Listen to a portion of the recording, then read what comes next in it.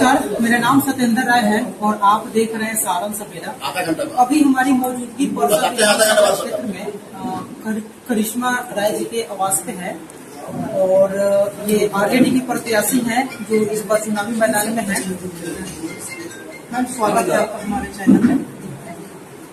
Ma'am, एक तरफ देखा जाए तो अभी रोड शो से लड़ते हुए हैं चुनाव प्रचार के लिए, और दूसरी तरफ देखा जाए तो नीतीश कुमार जी के पार्टी की तरफ से छोटे लाल जी भी जोर शोर से लगे हुए हैं। इस बार विधानसभा चुनाव परसा विधानसभा क्षेत्र के लिए कितना चैलेंज भरा देखने को मिलता है?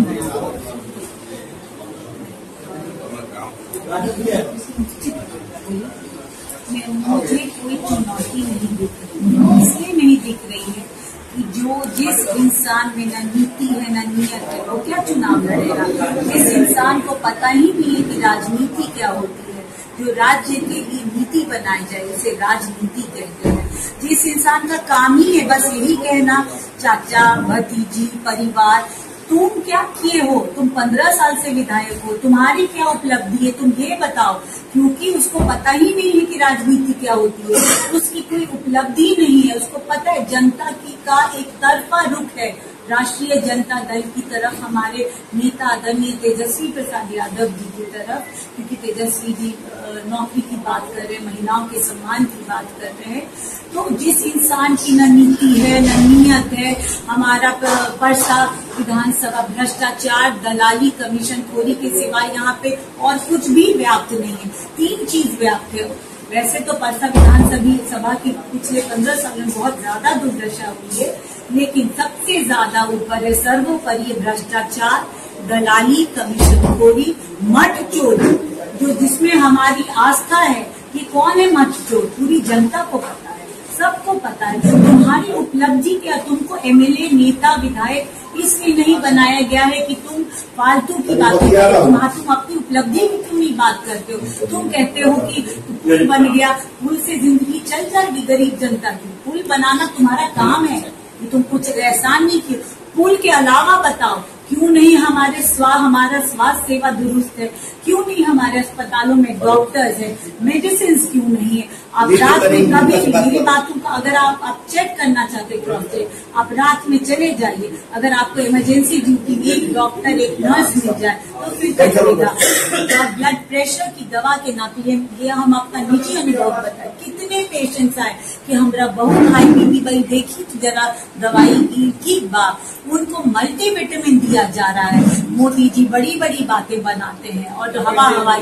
तुम विधायक को कभी जाकर देखे हो कि हेल्थ एंड वेलनेस सेंटर में का क्या हाल है? हर रोज आपको ताला लगा हुआ मिलेगा। तुम्हारी उपलब्धि क्या है? तुमने काम क्या किया 15 साल में? तुमको चाचा भतीजी और परिवार का बात करने के लिए थोड़ी जनता चुनी है। पुल में जिसको तुम बात करो कि तुम्हारी उपलब्धि क्या है 15 साल में। और न स्कूलों में व्यवस्था है, न डेस्क है, न अलमीरा है, जर्जर अवस्था में बिल्डिंग है। बच्चों ठीक है सरकारी नौकरी सबको नहीं मिल सकता। तुम कभी सोचे कि सॉइल टेस्टिंग से भी मशरूम की, ड्रैगन फ्रूट की, बहुत सारे फ्रूट्स, बहुत सारे जो फॉरेन में एक्सपोर्ट होते हैं वेजिटेबल्स फ्रूट, तुम उसकी बात कर सकते थे। तुम नौजवानों को प्रशिक्षण दिलवा सकते थे। ऐसा नहीं है कि कोई कर नहीं सकता, क्योंकि ठीक है सरकार तुम कभी बात किए, एक चीज होती है जिसको कॉर्पोरेट सोशल रिस्पॉन्सिबिलिटी कहते हैं, CSR के तहत बहुत सारी कंपनियां मदद करती हैं। एक सवाल है हमारी, बीजेपी और एनडीए गठबंधन उनके तरफ से हमेशा एक आवाज आती है परिवारवाद को लेकर के, उसमें आपका क्या राय है? देखिए परिवारवाद कहाँ आपको दिख रहा है? 5 साल से हम जनता के बीच में हैं और आप पहले पता कीजिए कि हम चीज क्या है। 2 साल से एक टोला, एक मोहल्ला, एक गांव पैदल चल कर एक जगह हम गए हैं। ये मेरी मेहनत के बदौलत, मेरी काबिलियत के बदौलत आज आदरणीय तेजस्वी जी ने मुझे राष्ट्रीय जनता दल का प्रत्याशी बनाया है परसा विधानसभा के लिए। तो परिवारवाद तो आप तब कहते ना जब हम घर बैठे बैठे हम यहाँ पे आ जाते हवाई नेता की तरह। जो लोग 15 यहाँ को अपना का वासी बताते हैं, एक बार बात सुन लीजिए, तो वो उन लोगों ने किया क्या यहाँ के लोगों के लिए बस लूटा है लोगों को, तो और गरीब से और बदतर बनाया है उनकी। इस बार जो एनडीए में सीट बंटवारे हुई है उसमें भी कई सीट बंटवारों में परिवारवाद को लेकर के बहुत चर्चित रहे हैं। जीतन राम मांझी जी भी अपने दामाद को या और अदर रिलेटिव्स को यदि देखा जाए तो एक तरफ से ये अपने पासवान जी भी हैं, वो भी परिवार को लेकर के टिकट बंटवारा किए हैं। आपको क्या लगता है कि वो लोग जो कर रहे हैं वो अपना छुपा रहे हैं, सिर्फ आरजेडी के तरफ एक रूप कर रहे हैं? बिल्कुल, उनका काम ही यही है। जो लोग इतने हद तक नीचे गिर सकते हैं कि वोटों की चोरी करे और गलत तरीके से सत्ता में है, तो आप उनसे क्या आप एक्सपेक्ट करते हैं? तो गलत काम ही करेंगे ना। बिल्कुल, उनके अंदर परिवारवाद, उन्हीं के अंदर परिवारवाद है पूरा। जो राजनाथ सिंह जी के बेटे हैं, जो अमित शाह के बेटे भी, उनकी कौन सी काबिलियत है जो वो क्रिकेट बीसीसीआई के हेड बने हुए हैं? तो परिवारवाद की बात ना किया करें, क्योंकि हम पिछड़े हैं तो हमको टारगेट किया जाता है। हमारे नेता को बिल्कुल प्रताड़ित किया जा रहा है। पिछले कितने सालों से उनको गलत तरीके से जेल भेजा गया, हर तरह से प्रताड़ित किया जा रहा है, क्योंकि हम पिछड़ों की बात करते हैं, दलित की बात करते हैं। बिहार विधानसभा चुनाव से पहले लगातार नीतीश कुमार जी नई घोषणाएं कर रहे हैं। एक तरफ देखा जाए तो जो सरकारी कर्मी हैं उनके सैलरी में वृद्धि किया, उन्होंने सड़कों के निर्माण में रफ्तार उन्होंने तेज कर दिया। दूसरे तरफ देखा जाए तो महिलाओं के लिए 10-10 हजार रुपए उन्होंने वितरित किया हुआ है। क्या लगता है आपको कि नीतीश कुमार जी वोट को अपने तरफ मोड़ने के लिए ये प्रलोभन दे रहे हैं, या इसके पीछे कुछ और कारण हो सकता है, या कहीं वो तेजस्वी जी से डर गया है कि उनको इस बात की डर है कि चुनाव हार जाएंगे, तो महिला वोटर्स को अपने तरफ मोड़ने के लिए वो ऐसा किया? बिल्कुल, ये 10,000 दिया जा रहा है, ये तो लोन की तौर पे दिया जा रहा है। उसका डबल ट्रिपल वसूली करेंगे, वापस ले लेंगे, डबल ट्रिपल। और आप कौन सी सुरक्षा की बात कर रहे हैं? ये बालिका गृह कांड किसके समय में हुआ है? आज आप सड़क की बात कर रहे हैं, बालिका गृह कांड किसको नहीं पता है? छोटी छोटी बच्चियों के साथ गलत हुआ है। आप आए दिन आप रेप हो रहा है, उनके साथ गलत व्यवहार हो रहा है। आपकी कौन सी सुरक्षा की बात करें? आए दिन मर्डर हो रहा है। आप नीति, आप खुद सब कुछ छोड़ दीजिए, मेरी बातों का भी विश्वास मत कीजिए। आप नीति आयोग की रिपोर्ट निकालिए, आप नेशनल क्राइम रिकॉर्ड ब्यूरो की रिपोर्ट निकालिए, आप देखिए कि बिहार सबसे निचले पायदान पे है सुरक्षा के लहजे में। और जब क्राइम की बात आती तो बिहार सबसे ऊपर है, जब महिला सुरक्षा की बात आती तो बिहार सबसे नीचे है। तो कहाँ पे नीतीश कुमार जी 20 साल से राज कर रहे हैं, तो उन्होंने 20 साल में किया क्या? अब चले जाइए हरिहरपुर, किरारी चले जाइए, अब पश्चिमी छोर की तरफ से परसा विधानसभा में किसी पंचायत में अगर एक जगह आपको दुरुस्त नल जल योजना आपको मिल जाए तो फिर आप कहिएगा। कहीं पे कोई व्यवस्था नहीं है, कोई डॉक्टर नहीं है। शिक्षा के नाम पे हमारी जनरेशन को बर्बाद किया जा रहा है। स्वास्थ्य व्यवस्था के ऊपर में बात किया जाए तो जितना दिन तेजस्वी जी सत्ता में थे, डिप्टी सीएम थे, 12 बजे रात को भी वो इंस्पेक्शन के लिए चले जाते थे। जब से उनकी सत्ता गई है, वो विपक्ष में आते हैं, तब से कभी हमने ऐसा देखा नहीं कि कोई एनडीए से कोई नेता जो है या स्वास्थ्य मंत्री खुद किसी हॉस्पिटल में जाकर के ऐसा निरीक्षण कर रहे हैं। अगर एनडीए सरकार में इतना ही जनता के प्रति उनका रुख होता, उनकी भलाई के प्रति रुख होता, तो आज आलम ही कुछ और होता। तो फिर बिहार की ये बदहाली नहीं होती, परसा विधानसभा की बदहाली नहीं होती। तुम इतने साल से विधायक हो, तुमने किया क्या? आप देखिए, अब हम कह तो रहे हैं, अब चले जाइए जो मोदी जी हवाई बातें करते हैं, तो वेलनेस सेंटर चले जाइए। एक जर्जर अवस्था का रूम है जिसमें जितने 2 साल में मैं जब भी गई हूँ हर बार ताला जड़ा हुआ मुझे मिला है। अस्पतालों में डॉक्टर नहीं है, जो मुफ्त की दवाएं मिलनी चाहिए वो नहीं है, नर्सेज नहीं है, सुविधा नहीं है, बेड नहीं है, जो वेंटिलेटर नहीं है, वेंटिलेटर उसको ऑपरेट करने के लिए टेक्नीशियन नहीं है, बताने की नहीं है, नर्स नहीं है। तो अब कौन सी स्वास्थ्य की बात? जनता अपनी ही बदहाली पे है। वो उनको अपनी मुश्किलों से खुद ही जूझना पड़ रहा है। बिहार विधानसभा चुनाव में एक चीज की लहर बड़ी जोर शोर से है, वो है बेरोजगारी। आपको इस चीज की बिल्कुल इस चीज से अवेयर होंगे। तेजस्वी जी भी लगातार घोषणाएं कर रहे हैं बेरोजगारी के ऊपर की, रोजगारी। दूसरी तरफ देखा जाए तो प्रशांत किशोर जी इसमें वो भी नई नई घोषणाएं कर रहे हैं कि छठ पूजा में जो वर्कर बाहर से आएंगे उनको ऐसी नौबत नहीं आएगी कि वो 12,000 15,000 रुपया कमाने के लिए उनको बाहर जानना पड़े। तो मैम आप इसको किस हिसाब से देख रहे हैं? प्रशांत किशोर जी ये कह रहे हैं कि ऐसा संभव नहीं है, जैसे तेजस्वी यादव जी ने घोषणा कर दिए हैं कि हर परिवार में एक सरकारी नौकरी वो देंगे। वो बिहार के बजट का आंकड़ा एक देख रहे हैं कि बिहार की बजट कितनी है। क्या लगता है मैडम आपको कि ये पॉसिबल है कि बिहार में हर घर एक सरकारी नौकरी दे दिया जाए, या बजट हमारे बिहार का अलाउ कर रहा है? देखिए, प्रशांत किशोर जी घोषणाएं कर रहे हैं।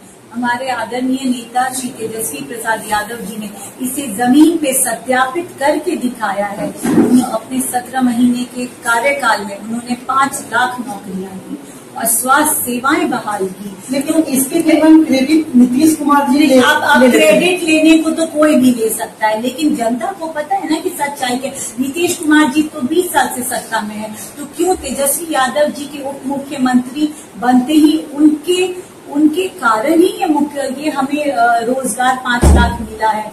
उन्होंने पहल की है, तभी 20 साल से मुख्यमंत्री नीतीश जी कहाँ थे? तो कहते थे कि कहाँ से लाएगा, अपने बाप के घर से लाएगा, फलाना ठिकाना। लेकिन आदरणीय तेजस्वी प्रसाद यादव जी ने करके जमीन पे सत्यापित करके दिखाया और उन्होंने 5 लाख नौकरियां दी हैं नौजवानों को। और जब वो कोई बात कह रहे हैं, प्रशांत किशोर जी तो अभी हवाई बातें कर रहे हैं, आदरणीय तेजस्वी प्रसाद यादव जी ने करके दिखाया है। तो हम सबको उनकी नेतृत्व पे आस्था जगाकर, जैसे उन्होंने पहले भी काम करके दिखाया है, आगे भी करेंगे।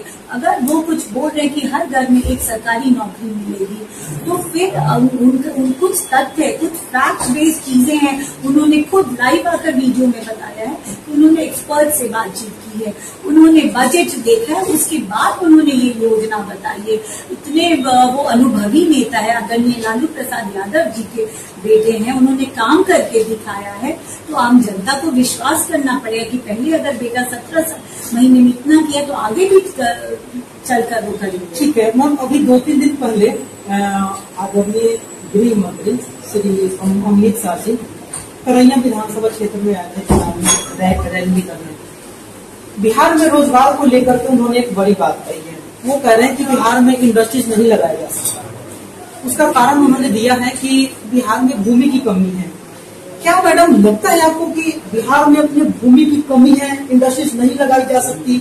एक तरफ हम देखें तो अपने छपरा सारण में ही मरौड़ा चीनी मिल पिछले 25 साल से बंद हो रहा है। क्या वहाँ पे इंडस्ट्रीज नहीं लगाई जा सकती? लालू यादव जी ने यहाँ पे बेला में एक रेल चक्का फैक्ट्री दिया है, मरौड़ा में उन्होंने रेल इंजन कारखाना भी बैठाया है। तो क्या सारण के लिए यही एक विरासत मिली रहेगी, या और आगे कुछ नई नीतियां बना करके सारण में इंडस्ट्रीज लगाने की कोई प्रक्रिया शुरू होगी यदि आपकी सरकार बनती है? तो देखिए, आप जो कह रहे हैं कि अमित शाह जी ने ये बोला वो बोला, देखिए इस सरकार में नियत भी नहीं है और उनकी ना कोई मंशा है, न गरीबों के प्रति, न बिहार की जनता के प्रति वो कुछ करना चाहते, नियत भी नहीं है। भूमि की कमी है? बिल्कुल नहीं है। आपकी पहल क्या? तो फिर मढ़ौरा चीनी मिल जो 20 उतने सालों से बना है, तुम 11 साल से सत्ता में, तुम्हारी क्या पहल है? तुमने किया क्या? आप शुरू क्यों नहीं हुआ? आप सिंपल बात बताइए, सिंपल बताइए। मढ़ौरा चीनी मिल आप सत्ता में 11 साल से, तो वो शुरू क्यों नहीं हुआ? उसके लिए कौन सा जमीन अधिग्रहण करना? आपको तो शुरू करवाना था। आप काठी जो फैक्ट्री है वहाँ पे, वो क्यों नहीं? उसके लिए कौन सा जमीन अधिग्रहण करना है? वो फैक्ट्रियां बंद पड़ी हैं। आपकी नियत नहीं है कि बिहार में विकास हो, यहाँ की जनता बढ़े। तो ये दोनों फैक्ट्रियां क्यों नहीं शुरू हुई? तो फिर आदरणीय लालू प्रसाद यादव जी ने रेल चक्का फैक्ट्री कैसे खुलवा दिया? अगर जमीन की कमी, उनकी नियत थी, उनकी मंशा थी, पूरे बिहार को अपने बच्चे की तरह समझते हैं, अपने परिवार की तरह समझते, तभी रेल चक्का फैक्ट्री खुलवाया। तो जब आपकी मंशा नहीं है खोलने की, तो आपको तरह तरह के बहाने बनाएंगे। कैसे जमीन अधिग्रहण करने के लिए उनकी क्या पहल रही है एनडीए सरकार की, मोदी जी की, अमित शाह जी की। आप जमीन अधिग्रहण की बात कर रहे हैं, जो अभी एग्जिस्टिंग फैक्ट्री है उनको क्यों नहीं शुरू किया? मढ़ौरा चीनी मिल शुरू किया। मैं 2 ही सवाल पूछूंगी, कांटी थर्मल जो पावर वो है और मढ़ौरा चीनी मिल ये शुरू क्यों नहीं? इसमें कौन सा जमीन अधिग्रहण करना है? कम से कम मढ़ौरा चीनी मिल शुरू हो जाता है। हम वही बोल रहे हैं, तो हम वही बोल रहे हैं, उसको क्यों नहीं किया जा रहा है? 11 साल से तुम लोग सत्ता में, तुमने किया क्या? इनका पूरा ध्यान, पूरा फोकस है वोट, कैसे वोटों की चोरी करें। फिर तुम्हारा भाजपा कार्यालय कैसे इतने लाखों करोड़ों का आलीशान भाजपा कार्यालय बन रहा है, उसके लिए आप कैसे जमीन अधिग्रहण कर रहे हैं? नेताओं के आलीशान बंगले हैं, नई बिल्डिंग्स बन रही है। बयान आने के बाद अभी थोड़ा परसा विधानसभा पे फोकस किया जाए। उनके बयान आने के बाद काफी लोग ये भी तैयार हो गए हैं कि यदि अमित शाह जी ये कह रहे हैं तो हम अपना जमीन डोनेट करने को तैयार हैं। बिल्कुल, लेकिन वो शुरू तो करें। नहीं, फिर आप गृह मंत्री, जब आपसे काम ही नहीं हो रहा तो आप अपनी गद्दी छोड़ दीजिए। लालू प्रसाद यादव जी जब रेल मंत्री थे तो उन्होंने रेल चक्का फैक्ट्री खोल कर दिखा दिया जनता को। ठीक है मैम, छोड़ दीजिए, आपसे काम नहीं हो रहा। अब आते हैं थोड़ा आपके अपने परसा विधानसभा क्षेत्र में छोटे लाल राय जी हैं यहाँ से। अभी उनकी बात मतलब मैं, क्योंकि मीडिया स्तर पे, निचली स्तर पे जाकर वहाँ लड़ाई में वो इंसान नहीं हो। तेजस्वी जी के आंधी में, लेकिन वो आपके पार्टी के बाद तेजस्वी जी की आंधी तो वो रहे हैं, तो दल बदलू का क्या है, कभी इधर है कभी उधर है, उसमें कौन सी बड़ी बात हो गई? और जिसकी जिंदगी में न कोई प्रिंसिपल है न नियत है, आज रात भर के लिए हम आदरणीय लालू जी जिंदाबाद जिंदाबाद, वो दूसरे पार्टी में गए तुरंत गाली देना शुरू कर दे। उस इंसान की न शख्सियत है न नियत है, उतने निचले स्तर तक जाकर हम बात नहीं कर सकते। हमारी आस्था हमारी ईश्वर में है। परसा विधानसभा के बहुत लोग बैठे, पूछिए कि मठ की चोरी किसने की है, फुलसतपुर में मठ की चोरी किसने की है? आप ये वो इंसान को तिनके की तरह तेजस्वी जी के आंधी में उड़ गया है, उसको घबराया हुआ है, उल्टा सीधा बयान दे रहा है। वो अपनी उपलब्धियों की बात नहीं कर सकता है क्योंकि उसने कुछ किया नहीं सिवाय कमीशन खोरी, लूटपाट और दलाली के सिवाय परसा में और कुछ नहीं है। और जर्जर व्यवस्था है परसा विधानसभा की। कल सारण में नीतीश कुमार जी कई जगह रैली किए हैं, मकेर में किए, वहाँ पे हम लोग कवरेज के लिए गए थे, और यहाँ देवनी ग्राउंड में भी किए हैं। जितने उनके रैली में पब्लिक गई हुई थी, मुझे लगता है कि आधे से अधिक पब्लिक जो है वो आरजेडी के तरफ से गए थे। लोगों से जब हमने बात किया तो वो कह रहे थे कि हम सिर्फ इसलिए आए हैं कि हम जहाज देखने आए हैं, और इसलिए आए हैं कि लोग कह रहे थे कि थोड़ा हम नीतीश कुमार जी को सुनना चाह रहे हैं कि वो कह क्या रहे हैं। नीतीश कुमार जी के स्पीच के बाद काफी लोग आरजेडी के गमछा लेकर के ऐसे, उसके बाद पुलिस ने भी लाठीचार्ज किया, पुलिस ने वहां से सभी लोगों को भगाया। क्या लगता है इस बार नीतीश कुमार जी का कहीं दूर दूर तक सीट नहीं आने वाली है? बिल्कुल एक सीट नहीं निकलने वाला है। हम सब राष्ट्रीय जनता दल ये बिल्कुल ये लालटेन छाप ये पूरे छपरा जिला में ये पूरा हम लोग व्याप्त होगा, हर जगह से हमारी जीत होगी। राष्ट्रीय जनता दल पार्टी की महागठबंधन की जीत होगी। छपरा जिला की सारण से हर एक सारण जिला से एक सीट में हॉट लिस्ट पे चला गया है, और वो 118 छपरा विधानसभा क्षेत्र है। वो आपके पार्टी से ही खेसारी लाल जी को चुना गया है। विपक्ष के लोग कह रहे हैं कि आरजेडी को और कोई ऑप्शन नहीं मिला वहां से, छपरा विधानसभा क्षेत्र से, तो एक नचनिया बजनिया को उन्होंने खड़ा कर दिया, जो कि वो पिछले 15 साल से बीजेपी का गढ़ रहा है।